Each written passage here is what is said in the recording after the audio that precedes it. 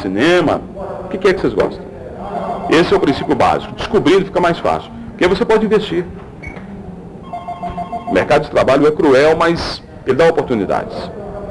E a crise afetou ainda mais esse mercado, que já é escasso? Com certeza, com certeza.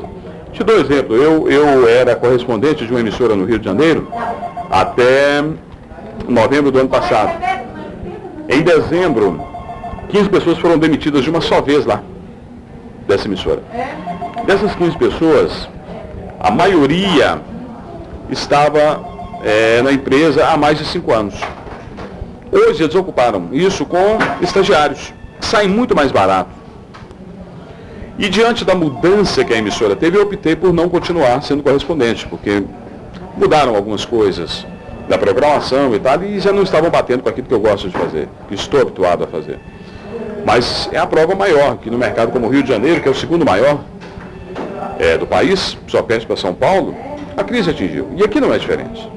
Aqui não é diferente. Com certeza atingiu e vai continuar a atingir.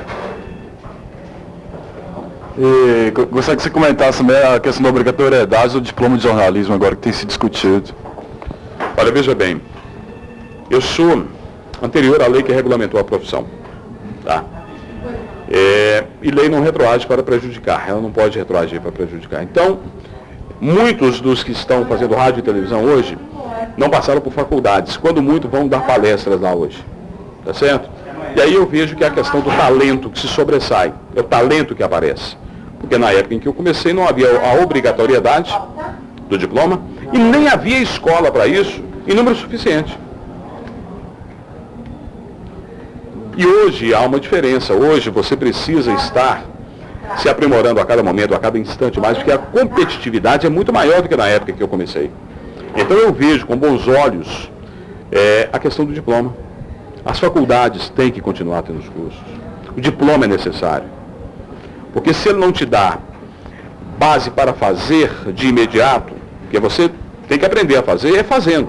Você não consegue aprender na sala de aula. Você vai ter que exercitar. No dia a dia, eu estou aprendendo. Vira e mexe eu erro. Eu cometo equívocos no ar. Né? Tanto no rádio quanto na televisão.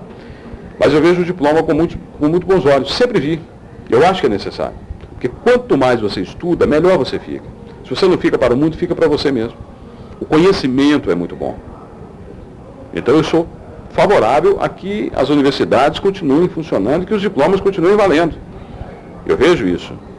Eu acho que é preciso, sim. E você acha que a Federação Nacional dos Jornalistas tem feito para que continue sendo obrigatório? Eu acho que a luta ela é em nível nacional, sim. Acho que a FENAGE faz isso, os sindicatos estaduais fazem isso. Acho que é uma luta de todos os que estão engajados na profissão. Eu vejo assim.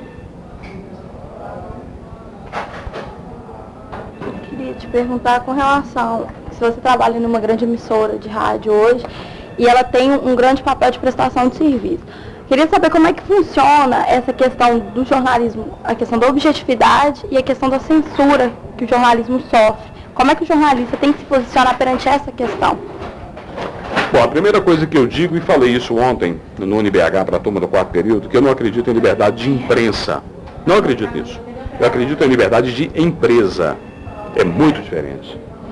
A linha editorial da Rádio Itatiaia permite que a gente fale aquilo que a gente acha que é necessário falar. Nunca houve, pelo menos comigo aqui dentro da rádio, nesses quase 30 anos, qualquer censura a respeito do que eu falei ou que eu pensei em falar.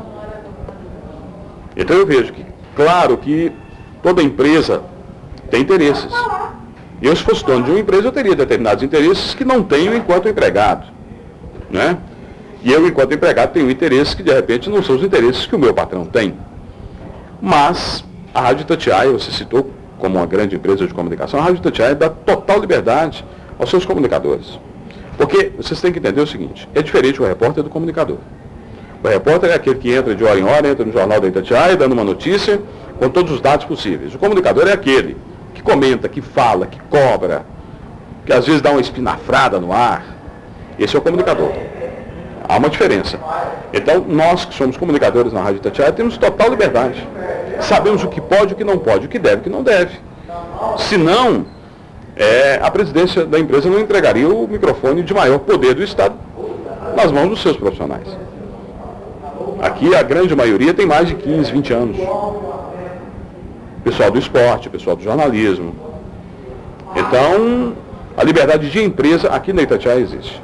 Então você acredita que a lei de imprensa ela seja mais uma utopia do que ela não se aplica totalmente ao jornalismo hoje, dentro dessa questão que você fala da liberdade de empresa, relacionado com a liberdade de imprensa, então você acredita mais que ela seja uma questão utópica?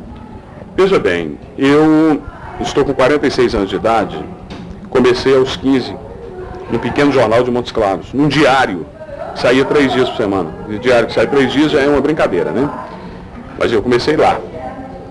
Eu nunca fui processado, eu nunca tive uma condenação na justiça por algo que eu tenha escrito ou dito. Tá certo? Eu acho que as leis, elas têm que obrigatoriamente se adaptar aos tempos.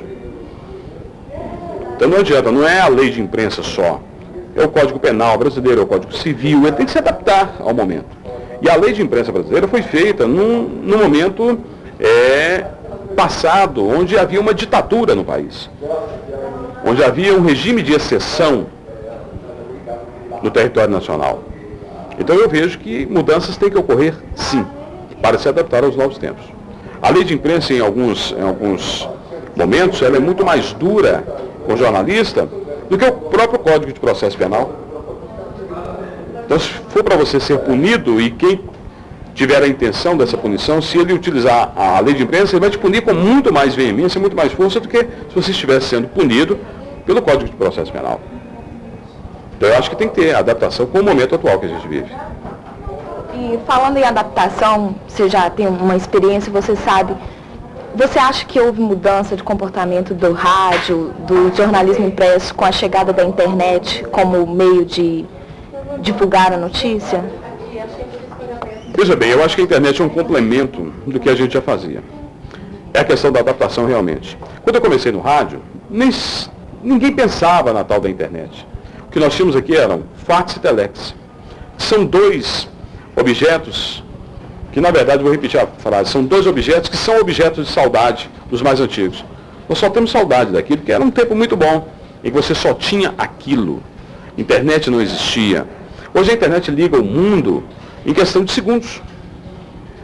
Acontece uma explosão no Afeganistão, em 30 segundos está na internet, e às vezes até com imagens. Então a internet é um complemento daquilo que a gente fazia com menos tecnologia. Ela é a ponta da tecnologia que existe hoje. Ela é uma companheira, muitas vezes agressiva, mas extremamente necessária. Eu vejo a internet como uma grande aliada.